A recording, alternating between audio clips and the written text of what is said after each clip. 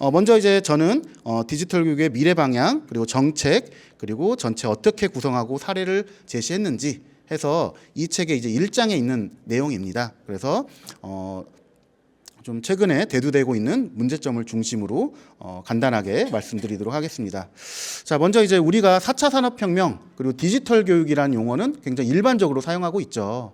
특히나 지금 대학에서는 디지털 교육이 필수로 들어갔습니다. 그래서 보통 대학에서 1학점 혹은 2학점 정도의 디지털 교육을 필수로 개설하고 있고요. 학교 현장에서도 어떻게 이런 것들을 적용할 것인지라는 부분들이 굉장히 큰 주제로 논의되고 있죠. 지금 앞에 그림은 1910년도의 작품인데요. 프랑스 화가가 제시한 2000년의 교실의 모습이래요. 그래서 미래에는 이렇게 될 것이다. 오른쪽의 그림을 보면 이제 책을 갈아 놓고 있고요. 그리고 이러한 지식들을 인간 학생들에게 적용할 것이다라는 다소 이제 괴기한 모습을 보여주고 있지만 사실 지금의 모습을 생각해 보면 유사한 장면들이 많이 있죠. 대표적으로 최근에 이제 대학에서 이슈가 됐던 거는 대학 중간고사, 기말고사 시험을 보는데 챗 GPT를 활용해서 시험을 봤다. 특히 이제 서울에 있는 Y 대학에서 그래서 굉장히 큰 이슈가 됐어요. 그러면 사실 대학 교육에서도 어떻게 이것들을 쓰게 할 것인가 말 것인가 이런 이슈들도 굉장히 논의가 활발히 되고 있었지만 현재는 거의 쓰게 하는 것들이 대부분입니다. 마찬가지로 학교 현장에서도 지금 보편적으로 많이 사용하고 계시죠. 예전에 이제 챗 GPT가 아무래도 오픈 AI사에서 만든 것이다 보니까 구매가 쉽지 않았는데 지금 이제 조달청에도 올라와 있더라고요. 그래서 저희 대학에서도 지금 저희가 경기도에서 처음으로 실습학기제를 하고 있거든요. 그래서 지금 실습학기제 하는 친구들과 같이 왔는데 지금 2학기 한 학기 동안 지금 하고 있어요, 실습을. 그런데 특히나 이제 이런 대학 장면 혹은 학교도 마찬가지겠지만 그래서 이런 교수님 프로그램 필요하세요? 구매해 줄 수 있는데 구매해 드릴까요? 이렇게 물어보더라고요. 그래서 그렇게 구매도 가능한가 봐요 했는데 그런 것들처럼 우리가 정말 보편적으로 사용하는 그런 시대에 살고 있습니다. 아마 이제 선생님들도 하나 정도는 반드시 쓰지 않으실까 그런 생각을 해봅니다. 자, 그러면 이제 그런 과정에서 학교와 교사의 미래 방향은 어떻게 갈 것인가 라는 측면들을 보면 먼저 이제 유네스코의 교육의 미래와 OECD의 교육 2030에서는 이런 부분들을 제시하고 있죠. 뭐 구체적으로 이제 설명은 하진 않겠지만 내용들을 보면 우리가 특수교사가 이미 하고 있는 것들이죠. 교사는 협력적 직업이다. 그리고 학교의 활동으로 확정하고 공공 영역의 의사결정에 참여해야 한다라는 것들처럼 우리 이제 특수교사는 지금 팀 접근을 하고 있잖아요. 뭐 교사뿐만이 아니라 다른 교사들과 코워크를 한다던가 혹은 우리가 가정과의 연계 부분들을 굉장히 중요시하고 있죠. 자, 여기에서 이제 보는 것들은 이제 협력적 창조자가 되어야 한다. 특히 이제 특수교사는 만능이라고 하잖아요. 정말 못하는 게 없으시죠. 그런 것들처럼 우리가 이런 새로운 아이디어를 어떻게 학생들에게 적용할 것인가 이런 고민들을 해보시는 것들이 필요할 것 같습니다.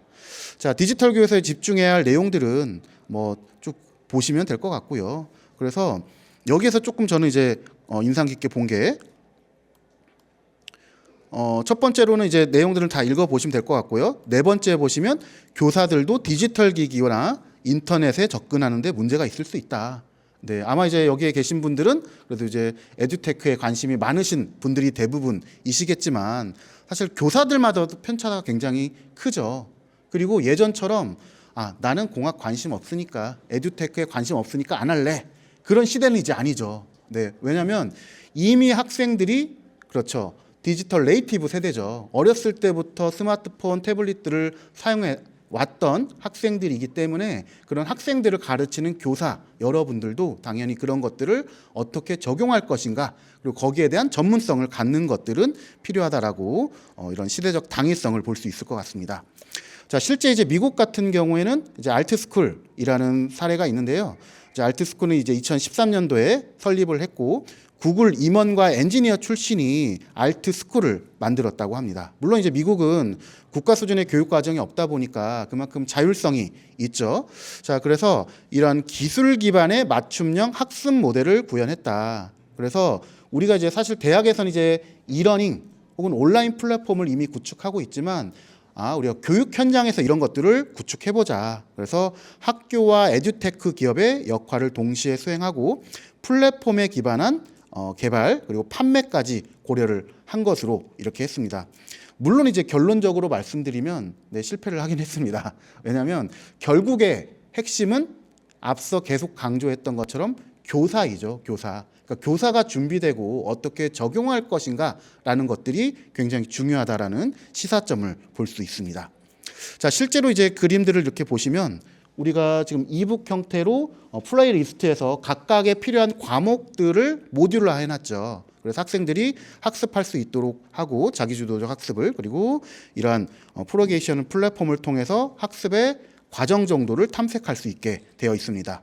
이걸 보니까 많이 우리나라의 제도와 많이 오마주가 되죠. 네, 그렇죠. 우리나라에서 디지털 교과서 혹은 AIDT이죠. 네, 결론적으로 말하면 AIDT도 실패를 하긴 했습니다. 네, 물론 이제 뭐 실패의 관점이 어디에 두냐에 따라 차이는 있을 수 있겠지만 어쨌든 이전에는 교과서의 지위를 갖추다가 지금은 그렇죠. 교과서까지는 아니고 참고 자료 정도의 지위에 있다 보니까 그런 어려움들이 있는 것들은 현실입니다. 자, 하지만 이제 이러한 디지털 교과서의 개념들을 살펴보면 풍부한 학습 자료를 탑재하고 그리고 학습 지원 관리가 가능하고 외부 자료와 연계가 가능하고 전자적 형태 이런 부분들이 가능하다. 자, 그런데 실제로 이제 디지털 교과서는 AIDT도 마찬가지지만 학생용 교재로 주로 개발되어 있죠. 그러다 보니까 사실 쓰기가 쉽지 않은 것이 현실이긴 합니다. 물론 이제 특수교육에선 더 여러 가지 또 어려움들이 있죠. 특수교육 대상자는 이런 접근성부터 어려움들이 있고 활용에 어려움이 있는 것이 현실입니다. 자, 그래서 이제 미국의 커넥티드 ED 이니셔티브에서 목표에서는 그렇죠. 5년 이내에 99%가 이런 무선 인터넷망을 연결한다. 그러니까 학교도 예전에는 사실 와이파이가 없었는데 요즘 깔리기 시작했잖아요. 근데 속도가 조금 느리긴 하더라고요. 성은학교는 좀 빠르신가요? 조금 느려요. 네, 학교마다 저희 부속 학교 용인 강남학교도 이제 실습 지도 때문에 자주 가는데 일주일에 한 번씩 가거든요. 거기도 엄청 느리더라고요. 그래서 사실 고해상도의 동영상 혹은 다운로드 받기가 쉽지 않다 그런 어려움들을 토로하긴 하는데 뭐 이러한 이제 무선 인터넷 연결 굉장히 기본적인 거죠. 그리고 이제 경기도 같은 경우에는 지금 몇 년 전에 또 이제 우리가 전자칠판 구비를 위해서 도 예산으로 내린 것으로 알고 있는데요. 그래서 대부분 그런 전자칠판이 있죠.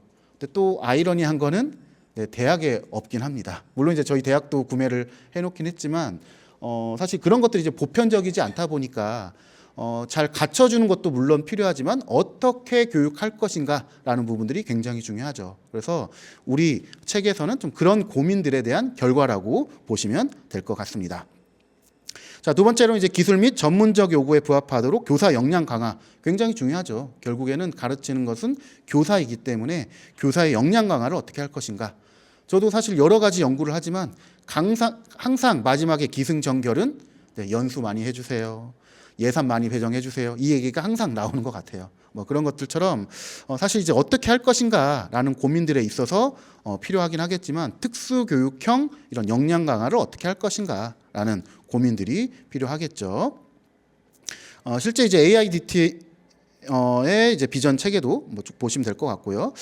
실제 이제 뭐 지금은 이제 교과서 지위를 박탈되긴 했지만 이런 우려들이 많이 있었죠. 그러니까 단순히 이제 우려로 끝나는 것이 아니라 우리가 실제로 그럼 적용하기 위해서 어떻게 고려할 것인가라는 것들을 생각을 해보셔야겠죠. 첫 번째로는 일정 및 시범 모델 부족에 대한 우려가 있다. 네, 이미 이제 결론은 나왔습니다. 그렇지만 사실 너무 이제 급박하게 진행을 했죠. 그래서 지금 이제 앞으로 이런 흐름들은 계속 이어갈 거예요. 그렇다고 하면 앞으로 이런 디지털 교육이든 에듀테크든 이런 부분들에 있어서 일정이나 시범 모델 이런 부분들이 필요하다.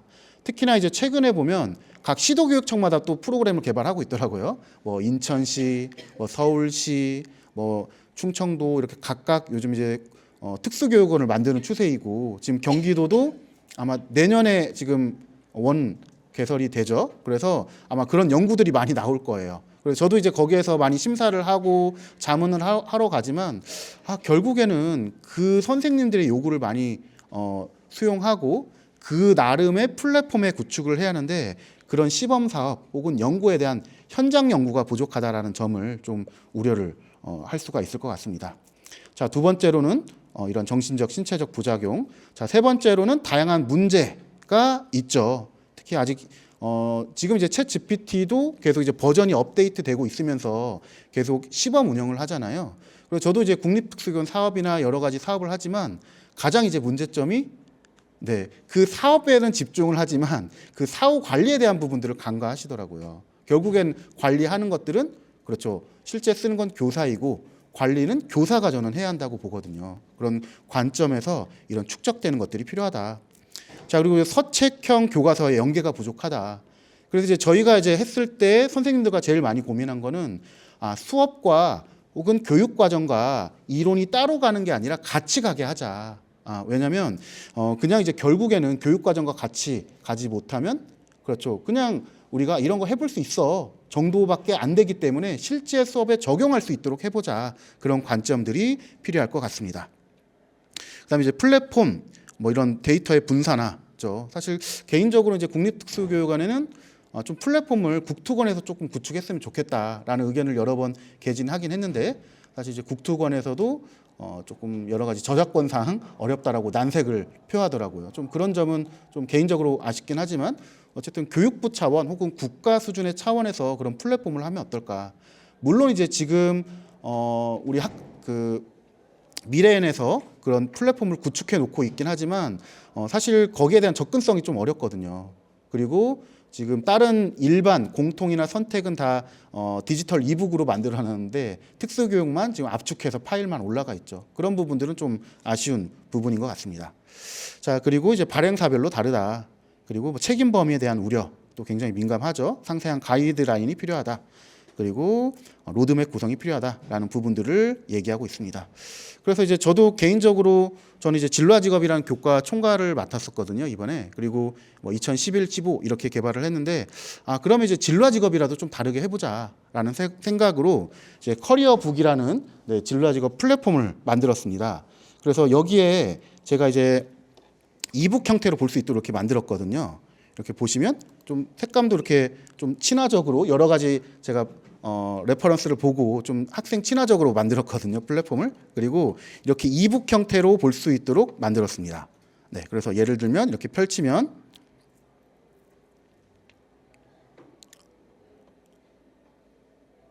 조금 인터넷이 느리네요, 여기도. 네, 그래서 이렇게 이북 형태로 펼쳐서 볼 수 있도록 지금 안 되거든요. 네, 잠깐만요.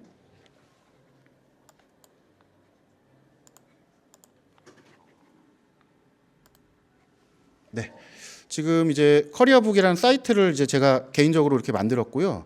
그다음에 이제 이북 형태로 이렇게 볼 수 있도록 만들었어요. 그래서 이렇게 펼쳐서 볼 수도 있고, 그다음에 뭐 이런 것들을 누르면 이제 유튜브랑 연결돼서 유튜브 영상도 나오게 했고요.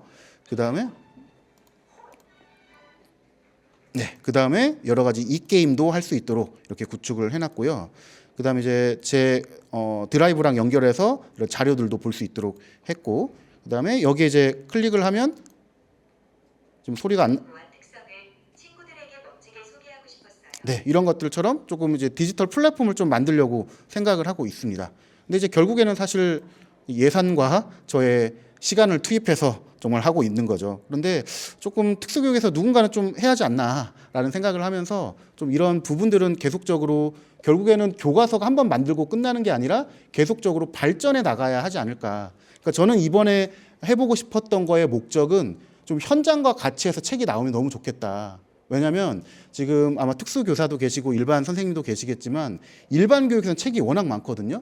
저희 딸도 지금 초등학교 2학년, 1학년인데 우리들은 1학년 뭘 배우나 봤더니 성남시 선생님이 만든 책을 배우고 있더라고요. 그런 것들처럼 물론 이제 선생님들의 요구는 교육부에서 국립특수교육원에서 경기도교육청에서 책 좀 만들어주세요 이야기를 하지만 결국은 사실 행정에 또 어려움들이 있거든요. 그러다 보니까 좀 현장에서 그러니까 탑다운이 아니라 바텀업으로 좀 그런 교재를 만들어 보면 어떨까.